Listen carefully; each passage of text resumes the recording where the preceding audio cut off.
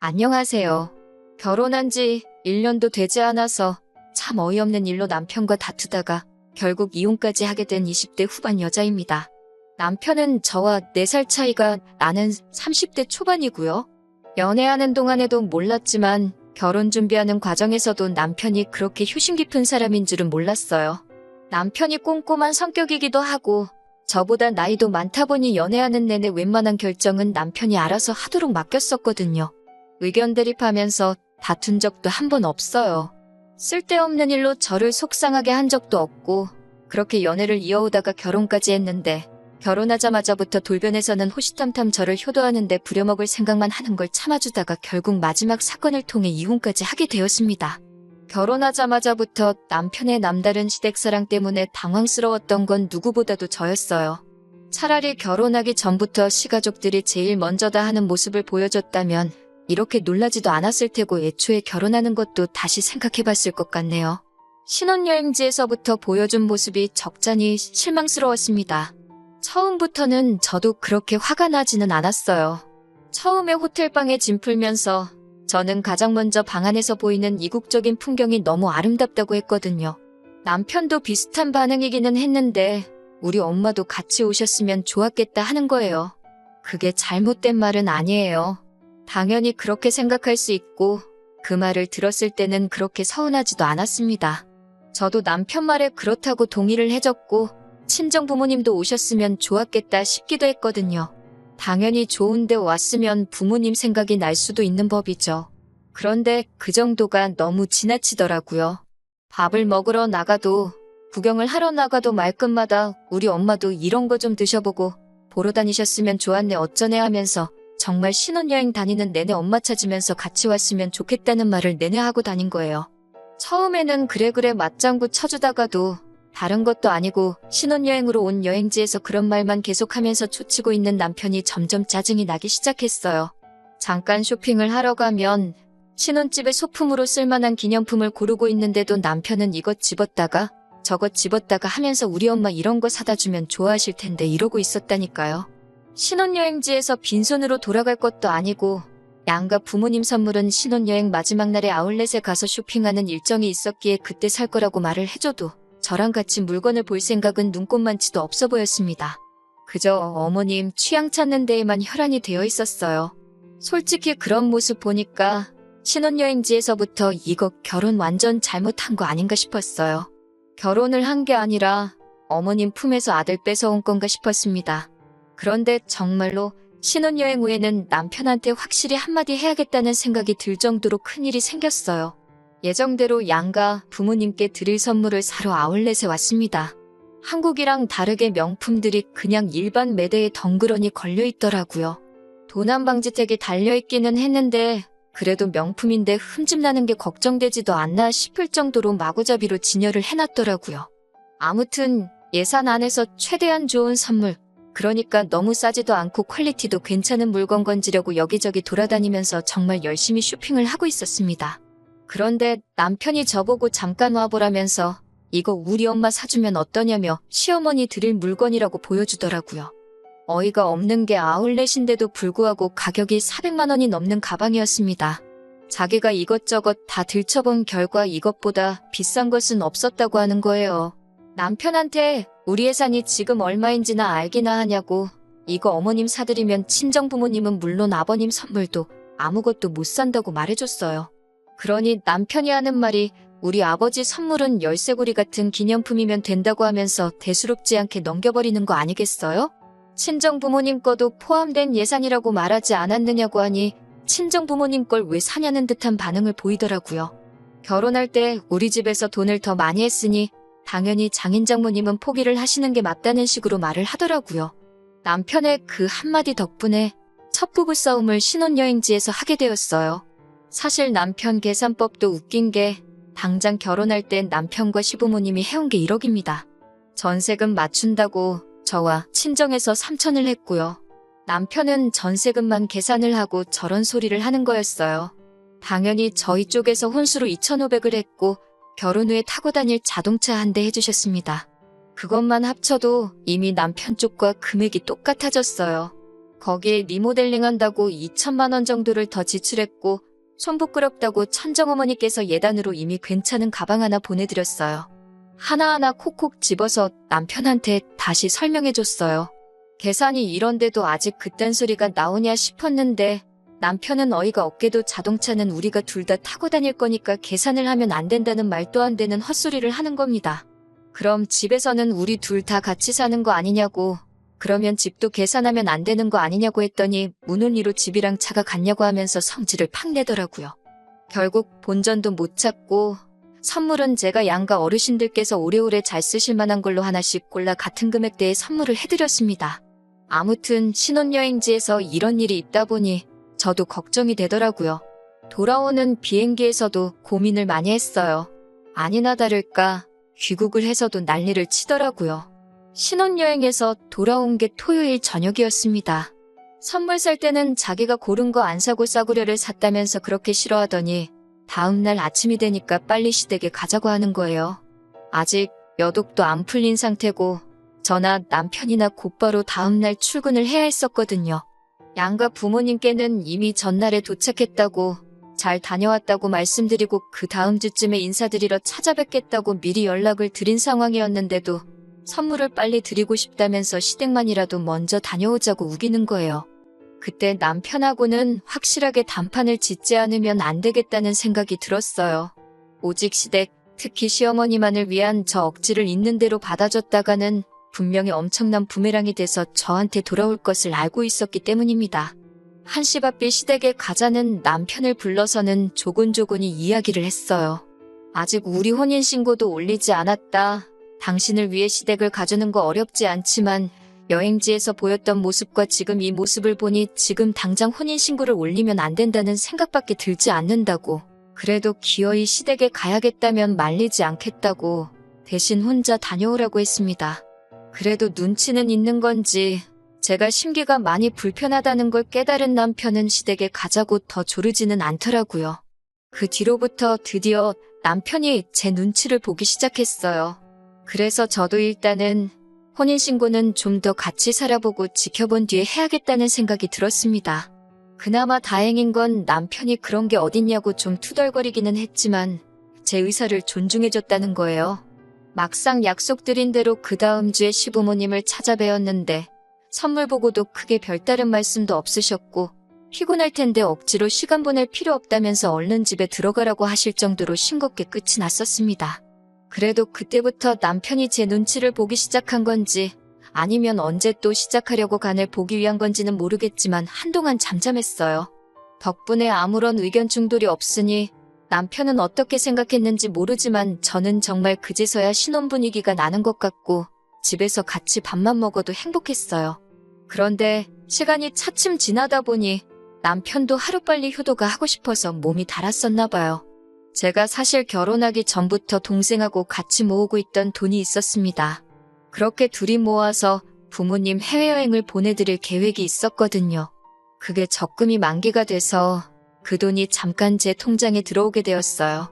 아직 여행 비용을 모으기에는 조금 모자란 감이 있어서 적금을 한 번 더 들어야 하는 상황이었습니다.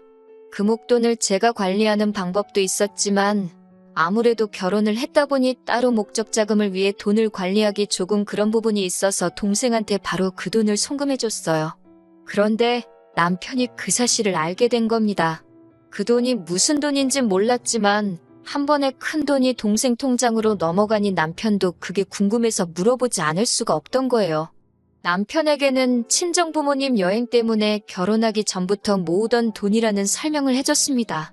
그러자 남편은 우리 엄마는 해외는커녕 그 흔한 제주도도 한번 가보신 적 없다면서 자기도 시부모님 여행을 보내드리고 싶다는 거예요.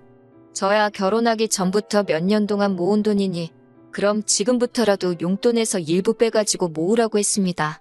그랬더니 또 그게 불공평하다는 겁니다. 자기 용돈에서 얼마를 뺀다고 두 분 여행 보내드릴 돈이 모이겠냐고요?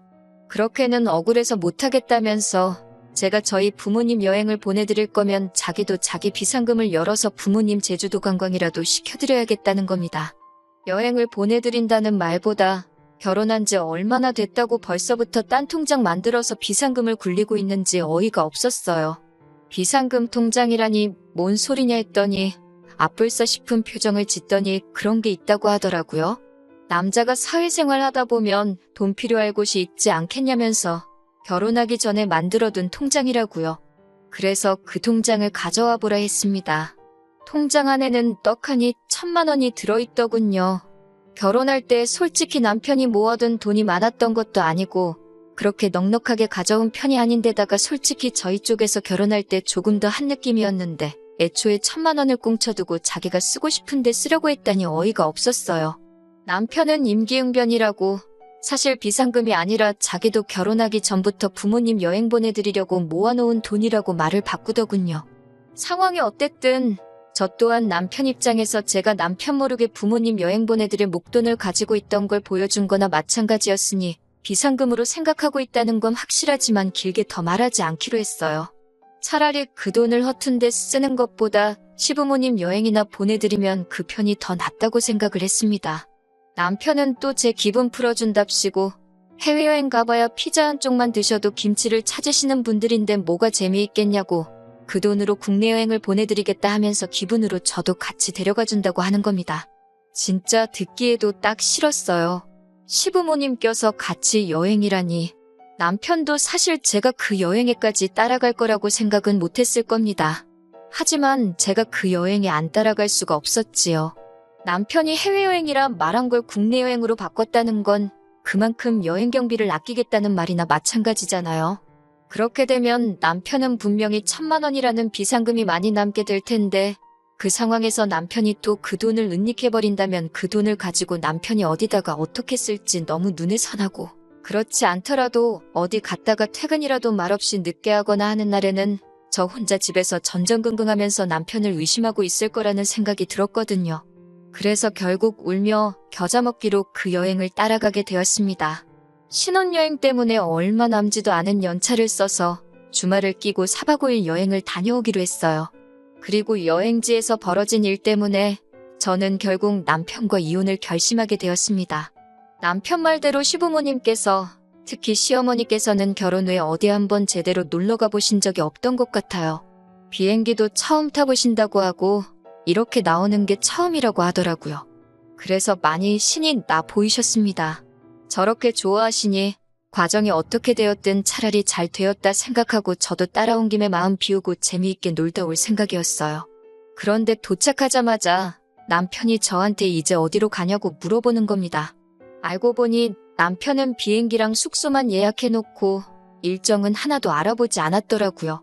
왜 안 했냐니까 그런 건 당연히 제가 알아봐야 하는 거 아니냐고 하는 겁니다. 시부모님이 계시니 크게는 말 못하고 당신 부모님 효도관광을 왜 내가 알아봐야 하냐고 작은 목소리로 따졌어요. 그러니 남편이 그런 건 보통 여자가 알아봐야 한다면서 아무것도 안 알아보고 몸만 따라온 거냐면서 아주 식충이만도 못하다고 하더라고요. 어떻게 몸만 따라올 수 있냐고 하면서 말이죠. 그렇다고 남편이 뾰족한 수가 있어 보이지가 않아서 급한 대로 제가 인터넷에 검색해서 맛집부터 찾아 식사를 먼저 했네요. 그래도 어머님이 기뻐 보이시니 그냥 그런 대로 분위기 맞춰가며 참아보기로 했어요. 어머님도 오랜만에 나오셔서 좋은지 아버님이 아니라 남편을 이리저리 붙들고 다니시면서 여기 좀 봐라 저기 좀 봐라 하면서 너무 좋아하시더라고요. 그래도 또 며느리라고 제가 어머님 수발들며 여행지에서 따라다니고 해야 할 줄 알았는데 아들만 저렇게 찾으시니 그 점은 편했습니다. 그런데 점점 그게 너무 지나치다 싶을 정도였어요. 어딜 가다가 사라져서 찾아보면 둘이서 사진 찍느라 신나고 레저 같은 거 하러 갈 때도 둘이서 짝지어서 다니고 누가 보면 아들하고 둘이서 놀러 온 줄 알겠다 싶을 정도로 저나 아버님은 안중에도 없고 둘이서만 신이 난 거예요. 어머님이 처음 여행을 와서 좋아하시는 건 저도 기뻤지만 사실 아들이 부모님 생각에 여행을 보내드리려 돈을 모은 게 아니라 어디 허튼 데 쓰려고 숨겨둔 돈을 알아내 결국 제 덕분에 여행을 오신 거나 마찬가지인데도 어머님은 계속 아들이 최고다. 아들 덕분에 내가 이런 데도 다 와본다 하면서 아들 고마워. 아들 고마워만 연신 외치고 계셨어요. 기분 좋게 계시는 걸 망치고 싶지는 않아서 저도 참고 있었고 사실 저는 여행 다니면서 다음에는 어딜 다녀와야 하나 핸드폰으로 가이드 노릇하느라 그런 거 신경 쓸 겨를도 없었습니다.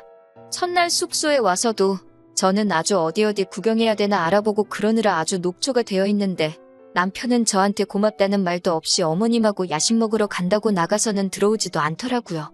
결국 첫날에는 잠도 혼자 자야 했습니다. 둘째 날도 똑같이 제가 짜놓은 계획대로 움직이게 되었고 어쨌든 다들 즐거워하는 분위기라 대충 참기로 했는데 점심 식사 마치고 잠깐 숙소로 돌아오니 어머님께서 제게 꺼내신 말이 아주 가관이었네요. 저보고 오늘부터는 어머님하고 제가 서로 방을 바꿔서 자자는 겁니다. 오랜만에 아들하고 자고 싶다고요. 웬만해서는 저처럼 분위기 맞춰주고 힘들어하시던 아버님도 그 말에는 눈이 휘둥그레지셔서는 그게 무슨 말이냐 하더라고요. 어머님은 아무렇지도 않게 방에 침대도 2개인데 오랜만에 아들하고 오붓하게 시간 좀 보내려고 하는데 뭐가 문제냐라는 식으로 나오시더라고요. 그래서 제가 어머님한테 그래도 제가 아버님하고 같은 방에서 자는 건 조금 그렇지 않냐고 했더니 남편이 불편하기는 뭐가 불편하냐고 가족끼리인데 너 지금 무슨 생각을 하고 있냐 하는 겁니다. 그러면서 한다는 말이 저는 친정아버지랑 같은 방 쓰는 것도 불편하냐고 물어보는 거예요. 남편에게 그러면 당신은 나중에 우리 엄마랑 둘이서 같은 방을 쓸 수 있겠냐고 물어보니 자기는 가족끼리니까 아무런 문제가 없다는 겁니다. 자꾸 저보고 이상한 상상하지 말고 어머님이 시키는 대로 하자는 거예요. 저는 끝까지 미쳤냐고 그렇게는 못하겠다고 했습니다. 그러더니 남편이 씩씩대면서 저를 한쪽으로 불러내더니 진짜 여기까지 와서 그래야겠냐고 하면서 자기 엄마 기분 좀 맞춰주라고 하는 겁니다. 여행 계획도 다 짜주고 있지 않냐. 여기서 뭘 더 어떻게 맞춰줘야 하겠냐니 남편이 그러면 얼른 프런트에 내려가서 제 돈 주고 방을 하나 더 잡으라고 하네요. 저 때문에 다 망쳐버리고 싶지 않다면서요. 그때 머릿속에서 뚝 소리가 나면서 제 인내심의 한계가 끊어지는 듯한 느낌이 들었습니다. 그 자리에서 다 뒤집어 엎어버리고 싶었는데 꼭 참고 알겠다고 말하고 내려왔어요. 프런트로 와서 방을 하나 더 잡아주는 대신에 저는 그 길로 렌트카 끌고 공항으로 가서 비행기표 끊고 혼자 집으로 돌아왔습니다. 저보고 지금 어디냐고 아주 전화기에 불이 날 정도로 연락을 하더군요. 전화로 사과라도 하려나 싶어서 미친 듯이 걸려오는 전화를 받으니 다짜고짜 저한테 욕부터 하기 시작하더군요. 그러면서 하는 말이 자기가 어머님을 챙기고 있으니 제가 아버님 좀 챙겨주면 좀 좋냐고 하면서 끝까지 자기가 무슨 잘못을 한 건지도 모르고 큰 소리를 치고 있더라고요. 그래서 여기까지가 끝이라고 했습니다. 어차피 혼인신고도 안 한 거 그냥 결혼 무르자고 했어요. 이깟 전셋집 필요도 없으니까 내 돈 2천만 원 들어간 것만 돌려달라고 했습니다. 차는 제 돈으로 샀으니 제가 가져갈 거고 혼수도 마침 저희 부모님 집 가정가구가 다 낡았는데 이참에 전부 다 가져가서 새 걸로 교체해드린다고 했어요. 예단으로 어머님한테 가방 드린 게 있으니 그건 도로 가져가지는 않겠지만 가정가구들 가져가면서 드는 이사 비용은 다 내라고 했습니다. 그렇게 안 하면 내가 이혼녀가 되는 한이 있더라도 내가 가진 모든 걸 털어서 사실혼 증명하고 이혼소송에서 위자료에 재산분할까지 싹 다 해서 가져갈 거라고요. 그렇게 전화를 끊으니 여행지에 있는 어머님도 아버님도 번갈아 가면서 전화를 거시면서 저한테 좋은 게 좋은 거 아니겠냐고 아들 좀 용서해달라 하시더군요. 어머님께는 남편이 어머님 생각하시면서 저런 게 한두 번이 아니라고 이미 눈 감아주기에는 너무 멀리 왔다 말씀드렸어요. 어머님과 저를 사이에 두고 남편한테 선택을 강요하는 악처가 되고 싶지도 않고 어머님으로부터 아들을 뺏어오고 싶지도 않으니 도로 돌려드리겠다고 했지요. 결국 지금은 다 정리가 돼서 제가 원하는 방식으로 남편과는 갈라서게 되었습니다. 남편은 보증금 때문에 나가지도 못하고 아무것도 없는 빈집만 두고 돈이 묶여있는 상태고 저는 말씀드린 대로 가정가구며 싹 다 가지고 친정으로 돌아와 살고 있어요. 차라리 결혼 전에 자기는 엄마 없으면 죽고 못 사는 그런 사람이라고 말해줬으면 결혼이라도 다시 생각해봤을 텐데 그걸 꽁꽁 숨긴 덕분에 이런 경험까지 다 해보네요. 그나마 혼인신고를 늦게 올린 건 신의 한 수라고 생각해요. 적어도 지옥 구렁텅이에서 더 깊게 빠져들지 않고 빠져나올 수 있었으니까요. 아직 저는 젊으니까 한동안은 다시 여유를 즐기며 살아가야겠습니다. 내년쯤에는 저희 부모님 모시고 해외에도 다녀올 계획이에요.